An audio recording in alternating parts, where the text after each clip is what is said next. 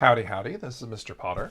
In this video, we're going to talk about Season 3, Episode 10 of Epic Rap Battles of History, because there's some interesting mathematics that's going on there.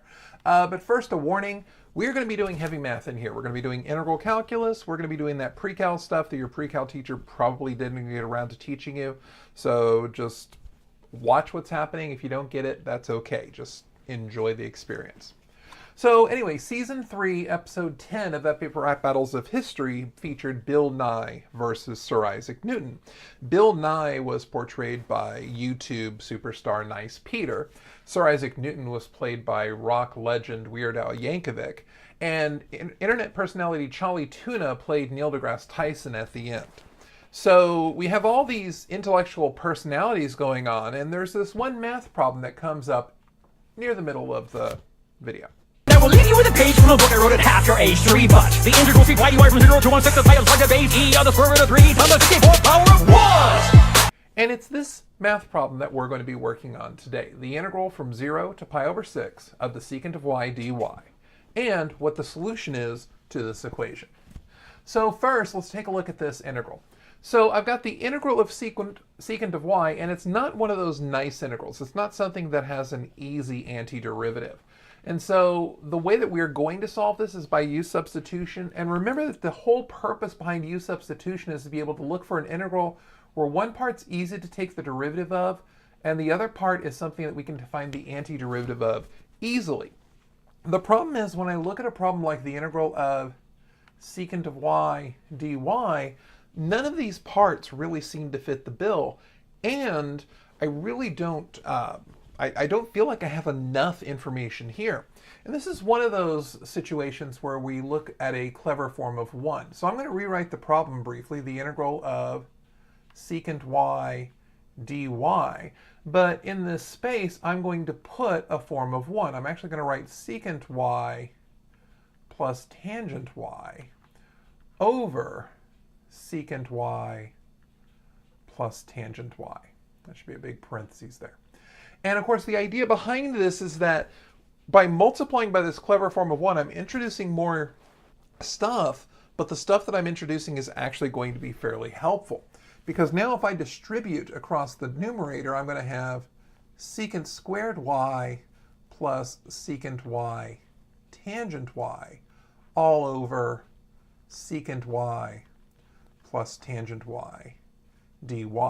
And of course, I'm still integrating from 0 to pi over 6 on these integrals, but I'll deal with that part of the integral in a little bit. At this point now, I have enough information for u substitution. So if I let u be secant y plus tangent y, then if I want to try and find du, the derivative of this, well, the derivative of secant is secant y tangent y, and the derivative of tangent is secant squared y dy. And the thing is, I have all of those pieces here. So it actually works out pretty nice. This actually becomes the integral of du over u, because all of this is my du term. And I know that that's supposed to be the natural log of the absolute value of u plus a constant. And so this ends up being the natural log of the absolute value of secant of y plus tangent of y plus constant. Now the thing is, this is my indefinite integral, but remember that I'm supposed to have limits of integration. So that's actually what we're going to take a look at next. I know that this integral is supposed to come out to the natural log of secant y plus tangent of y. And I want to evaluate this from y equals 0 to y equals pi over 6. So if I start doing some substitution, remember that when I deal with pi over 6, that's equivalent to a 30-degree angle.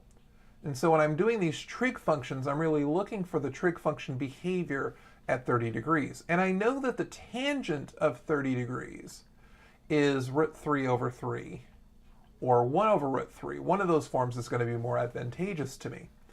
And in order to do this part over here, I'm going to need to know what the cosine of 30 degrees is.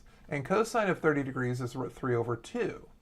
And the reason I bring this up is because secant is the reciprocal of it, So I'm really dealing with 2 over root 3 plus, and I'm going to use this form for tangent, so this is 1 over root 3. So that's what happens when I substitute pi over 6. Now I need to do the same thing, but with y equals 0. So now I'm going to have the natural log of secant of 0 plus the tangent of 0.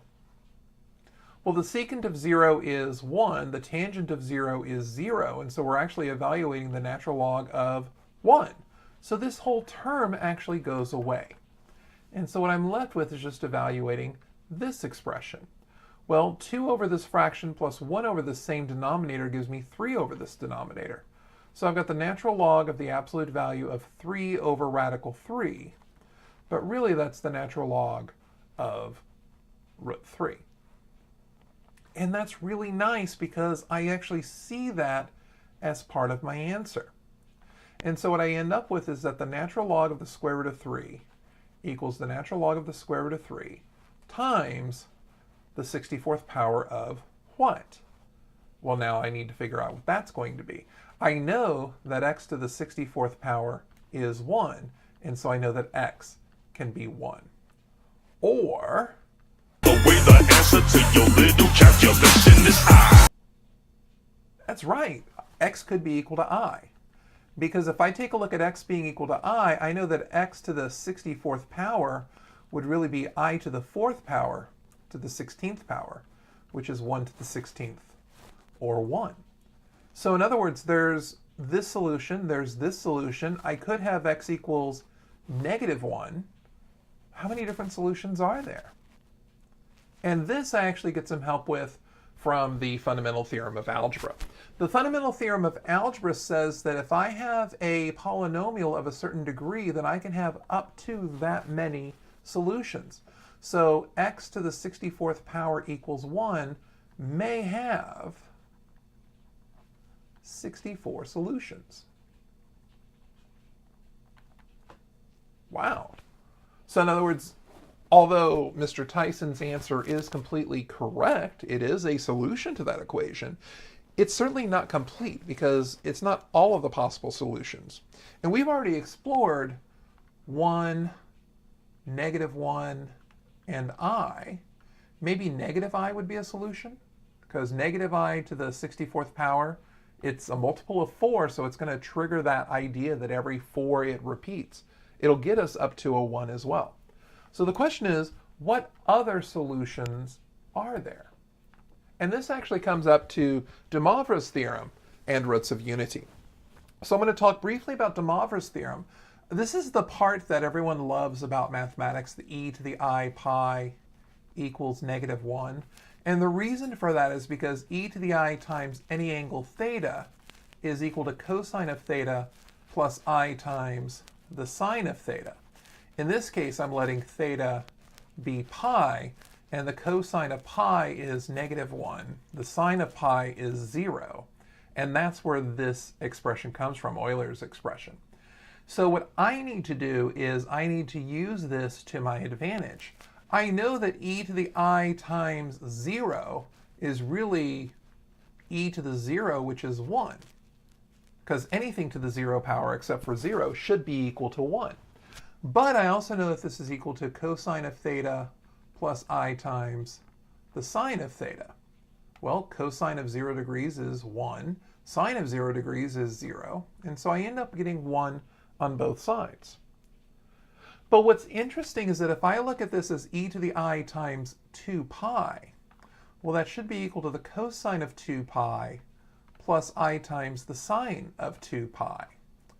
But 2 pi is a coterminal angle with 0. In other words, it should give me the exact same ratio. This is equal to 1. And e to the I times 4 pi equals 1. And e to the I times 6 pi equals 1. And all of those e to the 28 I pi or e to the 52 I pi, all of these are going to be equal to 1.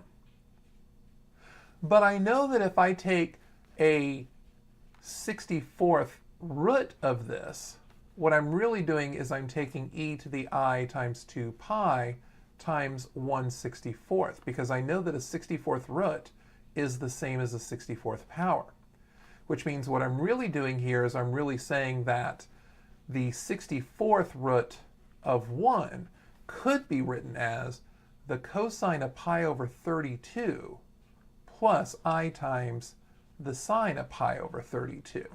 In other words, this gives me the tool to come up with those 64 other solutions, the 64 total solutions that x to the 64 equals 1 has. And this is the notion of roots of unity.